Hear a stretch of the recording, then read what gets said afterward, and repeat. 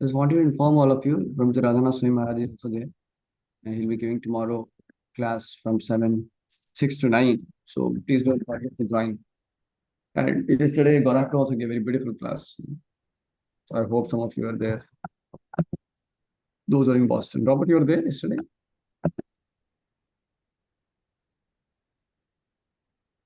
I was really tired, but I called into I watched on YouTube actually. I saw there was a live stream. I was listening to it. But I was really If tired. you want, you can come today. Today you can come to the temple and stay back for overnight and attend the morning from tomorrow. And tomorrow's day is very beautiful. And evening you'll have nice association. I Try see. coming. One day if you come, you get rejuvenated. Thank That you. positive, Okay. energy of wonderful association of devotees. So try doing that if Thank possible. you. Okay, so this is a verse 11.30. 9 we will do, yes. 38 we did yesterday. Yeah. वायुर्यमोऽग्निवरुणा शाङ्कः प्रजापतिं तत्त्वं प्रपितामहश्व नमो नमस्तु सहस्रकृत्वः पुनश्च भूयोऽपि नमो नमस्ते. Translation: You are air and you are the supreme controller. You are fire, you are water, and you are the moon. You are Brahma, the first living creature, and you are the great grandfather. And I therefore offer my respectful obeisance unto you 1,000 times, again and again, and yet again.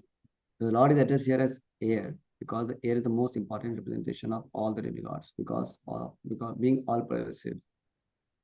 Arjuna also addresses Krishna as the great grandfather, because he is the father of the Brahma, the first living creature in the universe.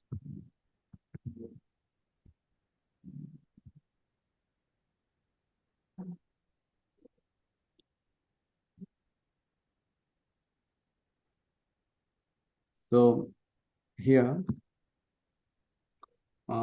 when Krishna is glorified like that, you are the air, you're the fire, you're the water, and you're the moon. One thing you have to know, that Krishna is everything, but doesn't mean that the air has become Krishna or the water has become Krishna. But that is also Krishna, because that is Krishna's energy. And as I said, Krishna is the best of everything and the essence of everything. In that way, we understand.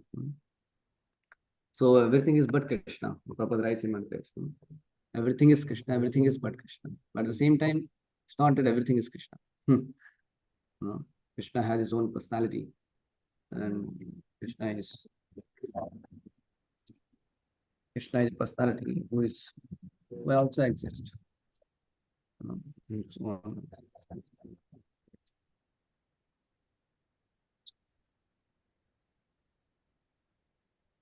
Give me a minute.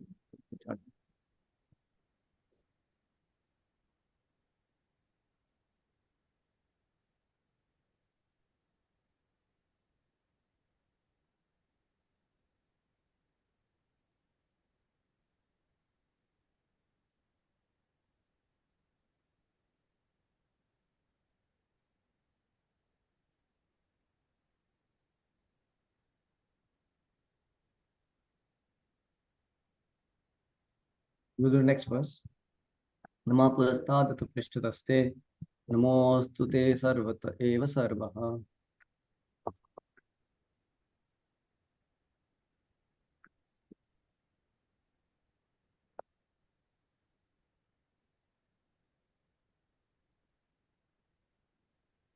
Anantavirya mitavikramastam sarvam samapnoshi tatosi sarvaha.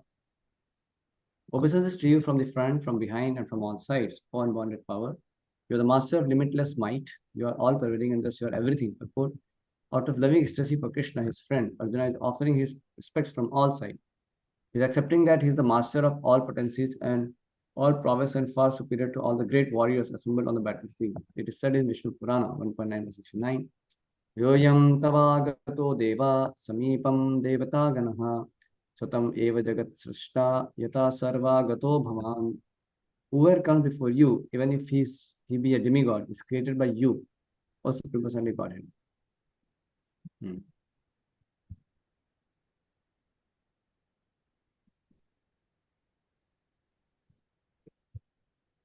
So here he's saying that he's offering obeisances to the Lord, seeing his such a fearsome form. And you're the master of limitless might, you're all pervading, you're everything. So he's saying out of loving ecstasy for Krishna, his friend Arjuna is offering his respect from all sides. He's accepting that he's the master of all potencies and all prowess and far superior to all great warriors assembled in the battlefield. So of course, it's not that kind of loving ecstasy like how Arjuna will be having when Krishna in the 200 form will be reciprocating with him. But still, he knows that he's my friend Krishna, and he's now showing his Vishwarupa form. So Krishna does have that intimate relationship of with Krishna as a loving friend. So Prabhupada, though he writes here out of loving ecstasy for Krishna, he offering respect from all sides, but it's more in the mood of awe and reverence actually, because of Arjuna's having that vision of universal form. So he's all powerful and he's glorifying Krishna like that. But at the same time, Arjuna has that sentiment of a loving friend of Krishna. Though it's not that way manifested when he may have intimate relationship of Krishna with Krishna, and when he will be eating with Krishna, dining with Krishna, or joking with Krishna and playing with Krishna. That may not be the case now, but he knows he's my friend. But the same is kind of bit covered also. So he's more in the mood of our difference here. Whoever comes before you, even if a demigod is created by you, also becomes recorded. He says, Saketi Maktva Pasamam Yuduktam, He Krishna, He Yadava, He Saketi, Achanatam Himanam Tavedam, Maya Pramadat Panayena Vapi, Yacha Vahasartham Sakratosi, Viharayashyo Sabhojaneshu, Ekotava Prichata Smacham Takchavmetam Mayam. So here he says this point. Thinking of you as my friend, I have rashly addressed you. Oh Krishna, oh Yadava, oh my friend, not knowing your glories, please forgive whatever I may have done in madness or in love. I have dishonored you many times, jesting as we relax, lay on the same bed, or sat or ate together. Sometimes alone, and sometimes in front of many friends. In own forbearance, please excuse me from all these offenses. So you're getting now, so Krishna does recognize that he is my own friend only. But he's seeing him in a very majestic way now. In that form. And it's like imagine you develop a very good friendship with somebody while being on the flight or train, and you were joking, laughing, talking. And then you became very intimate friend with him. And then when you're getting out of the flight, then you suddenly find so many people are coming, taking photos of him, putting garlands, saluting him. And then you're bewildered, what's happening? And hundreds of people are around him. And then then you may feel, oh my God. So you have still that loving sentiment for your that person to become friend of yours. At the same time, you're also feeling that, oh, I dealt with him in a very casual way and all. So maybe did I offend him? He's a very big person. So you have still that affection for that person, but at the same time, you're having that kind of feeling of wonder how this person is. It's a great personality as well. Arjuna is having this kind of mixed feeling here, you can see. So he knows that he's my friend. At the same time, he is not used to see Krishna this way. Although Krishna manifested before Arjuna in his universal form, Arjuna remembers his friendly relationship with Krishna. And therefore asking pardon, requesting Krishna to excuse him for the many informal gestures which arise out of friendship. He is admitting that formerly he did not know that Krishna could assume such a universal form, although Krishna explained it as his intimate friend. Arjuna did not know how many times he may have dishonored Krishna by addressing him, oh my friend, oh Krishna, oh Yadava, etc., without acknowledging his offense. But Krishna is so kind and merciful that, in spite of such opulence, he played with Arjuna as a friend. Such is the transcendental loving reciprocation between the devotee and the Lord. Yeah. The relationship between the living and Krishna is fixed eternally. It cannot be forgotten, as we can see from the behavior of Arjuna. Although Krishna has seen the opulence. Yeah, so here you can see how Arjuna is not forgetful of that relationship. It is fixed. It cannot be forgotten. And you can see from the behavior of Arjuna. Although Arjuna has seen the opulence in the universal form, he cannot forget his friendly relationship with Krishna. So yeah, it may be kind of getting mixed, but he doesn't forget it altogether. That doesn't happen that way. In case you see in the case of Sudama and Krishna also, Sudama was going to Krishna's palace in Dwaraka. So he was wonderstruck seeing the majestic opulence of Krishna. Just before, like when he was just he entered the periphery of Dwarka, he was wonderstruck seeing the opulence, and then he was feeling so shy to even go in front of Krishna. But he had affection for Krishna, his loving friend, because they have spent childhood days of loving intimacy with each other in the Gurukul of Sandipini Muni. But he was still thinking, will he recognize me? He's a big person, I'm a small and a beggar, poor beggar like Brahmana. So he was having that mixed feelings. But then you see that how when Sudama entered the palace, and the guards stopped him, and then guards told, okay, who are you? Then he said that I'm a friend of Krishna, I'm Sudama. And he was feeling, my lord, what is going to happen now? And then guards told, we'll get back to you. And then suddenly he heard the sound, tuck, tuck, tuck, tuck, somebody's running. He became scared. He thought maybe the guards are coming back with a great speed and going to throw me out, kick me away from this place. Because Krishna must have become very angry. There's some poor fellows come and he's trying to, he might have forgotten me or something like that. But then you see that how Krishna comes and the way he deals with Sudama. It's amazing. Krishna just embraces Sudama and becomes so overwhelmed with love and ecstasy. And he did not care that he's a king and he's a very poor Brahmana having, so much of holes in his clothes, and he looks very shabby. And what people will think. He had no consideration of that. The relationship is fixed between the living entity and the Lord. You see, in any situation, that relationship cannot be broken. It may be temporarily forgotten, but it cannot be broken. Here, Prabhupada says cannot be forgotten, in the sense that it cannot be, that relationship is not there. Relationship is always there. Temporarily, it is like a kind of covered thing. Though it's not forgotten in that sense. It's covered for some time. So it can be immediately revived from the Jiva side. Lord always has that from his. He never forgets. But Jiva may temporarily, apparently may get covered. He may not understand that he has a very intimate relationship with Krishna. So relationship between the living deity and Krishna is fixed and cannot be forgotten, as we can see from the behavior of Arjuna. And we can see from the behavior, from the pastime of Krishna and Sudama also. How it was not forgotten. And immediately Krishna reciprocated so much, he dealt so much love. He brought her Sudama, made him sit on the bed of Rukmani, washed his lotus feet, served him so intimately. He remembered the childhood pastimes together, how they were in Sandipini ashram. And both of them were in ecstasy. So after a few days spending, then Sudama had to leave, and he had no thoughts, just was immersed in the loving exchanges of Krishna, what he received. And he was going out of the palace with very great heart, full heart. And just suddenly then he remembered, hey, what about my wife and kids? They wanted some kind of help also. But then he thought, no, that's not required. I'm so full, I'm satisfied. Krishna did so nice care of him. He was kind of little bit having that concern, but he immediately reconciled, understanding Krishna, and there's so much nicely with him. He's so happy. And then when he goes back to his house, then he sees, his whole thing is turned to palace house. So anyway, the point is that Krishna never forgets the living entity.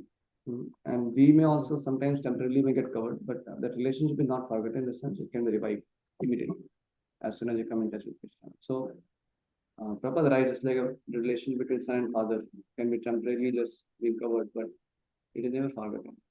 And I was reading another place, Prabhupada says this. Actually, it's so natural for us to be with Krishna and to have the relationship with Krishna. So it does not take much effort. Little effort you put in devotion service. You see that you immediately find yourself being at home. It's very natural for the divinity to feel like at home being with Krishna. It's not so artificial, actually. Just little effort and little things we have to do in devotion service, like coming to temple, you may offer little flower, fruit, we may chant holy name of the Lord, we can hear about Krishna, serve Krishna in some way. So this little devotional service we do, people can feel being at home. You can see also many people when they come to our classes or kirtans or programs, and they can feel like being at home actually. So that is because of that relationship is there. Now some people will be little more covered, so it may take a little time for them, but doesn't mean that it is unnatural. It is still natural for them. So there are different stages of consciousness which scriptures mention. So one consciousness is called Achidata. Achit consciousness means Achadit. Achadit consciousness means it's completely covered, like trees and plants and creepers. They're like very covered consciousness. Because of the previous sinful life, now their consciousness are almost like hardly exist. It is next to stone. Stone has no consciousness, but they have consciousness, but very covered. They are hardly aware of their existence also probably. So that is Achadit. And then is Sankuchit. Sankuchit Chetna is for beasts and animals and reptiles and aquatics. All they have Sankuchit Chetna. So they may not be aware of the purpose of life, or they may not be able to inquire all that, or they may not get inquiry about why I'm suffering and all those stuff. But they have at least awareness of their existence. They have some feelings of pain, some emotions. They can have some loving affection for fellow mates sometimes. They may also use their intelligence to catch the prey and things like that. So they have some kind of emotions, and also some species of life are more evolved. So like cow is more evolved. Elephant is more evolved. Some species of life, they can reciprocate with, and they can deal with humans also very well.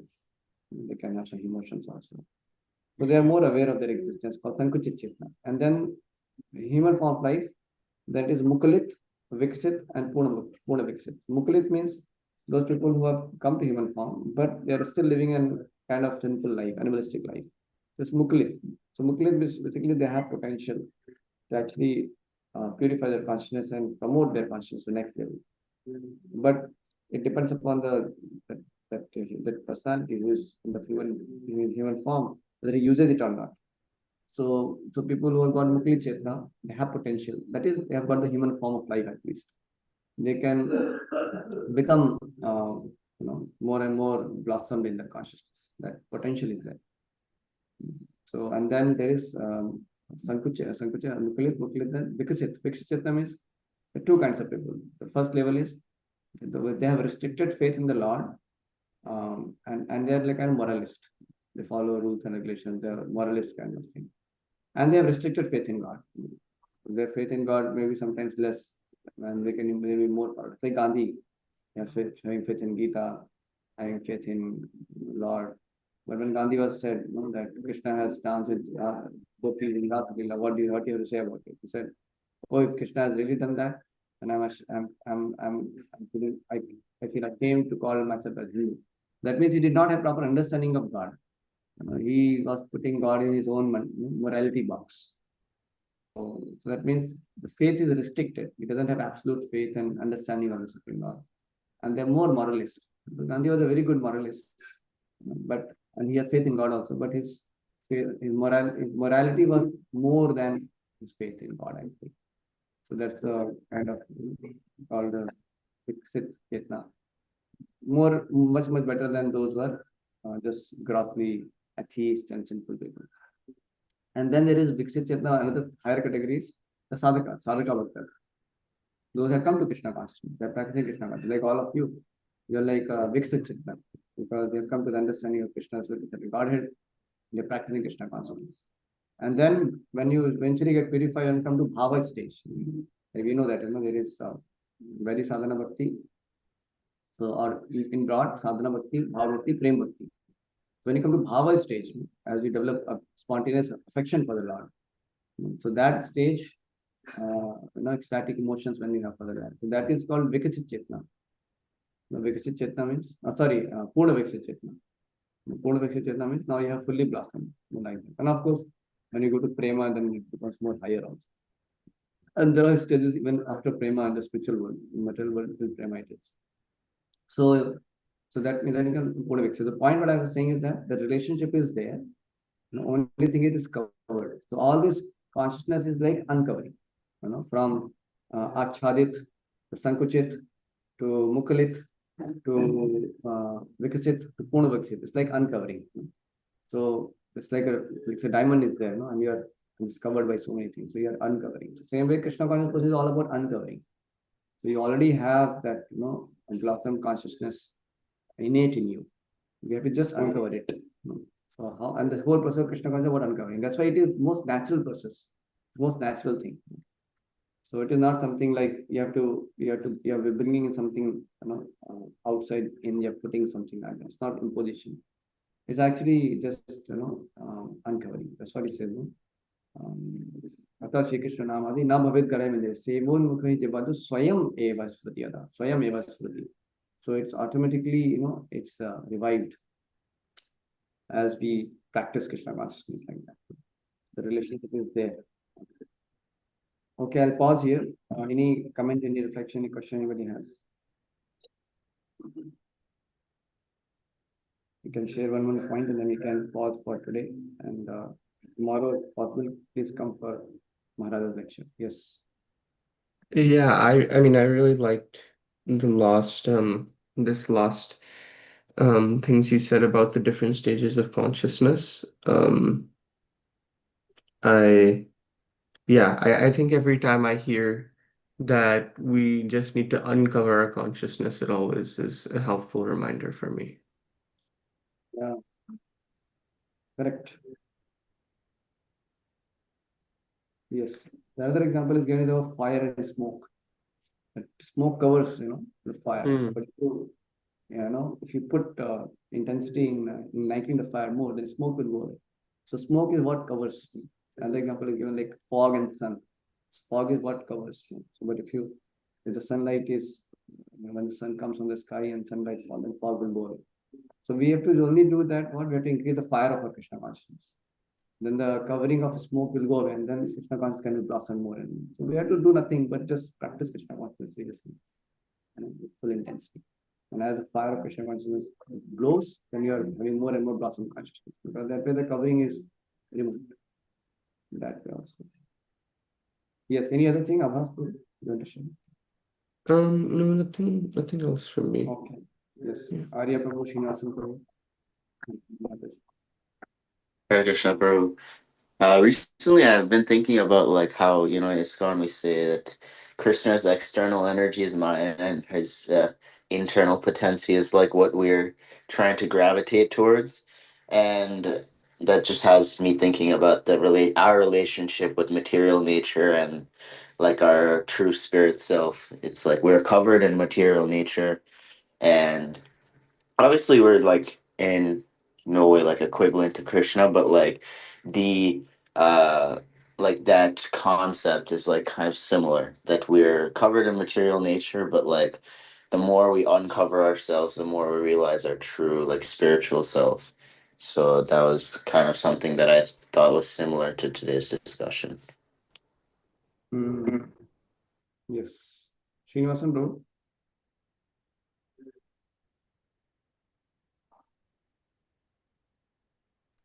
Hare Krishna, Prabhuji. Hare Krishna. Thank you so much, Prabhuji. So I was thinking, and I mean, the point that you shared is like the Krishna consciousness is innate. It is not foreign to us. All we have to do is to practice Krishna consciousness by chanting and rendering devotional service to uncover and discover this the love for Krishna. So I was thinking why it is like this, why we are in this situation, why we are in this position. It's like a child. Lost his parents and came far away from his home, missing, and now searching back home. So we'll have to just search, or we have to just find a way back home by this process. So the relationship is already there with the parents. Only thing is we have to trace the path back home.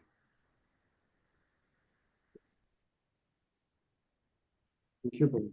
Hare Krishna. Hare Krishna. Jai. Jai.